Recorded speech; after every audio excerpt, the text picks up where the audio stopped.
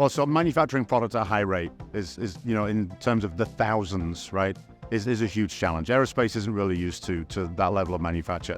And obviously we've got quality standards we've got to maintain, safety levels we've got to maintain. So enabling not only internally, but with the supply base to actually manufacture products that we can deliver, in terms of 5,000 a year, 10,000 a year, such that this industry scales. That's one of the biggest challenges. And what are the stepping stones to get there? Because it won't be overnight. You can't suddenly pull a switch and get there. That's certainly one challenge.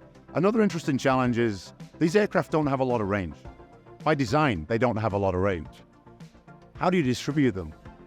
How do you distribute UAM aircraft is a really interesting challenge that we've been studying quite deeply. We're fortunate, another example of Hyundai Motor Group's strength, Glovis, which is a worldwide logistics and shipping company, is part of Hyundai Motor Group. So we've been sitting down with them and studying, what the future could look like in terms of distribution networks.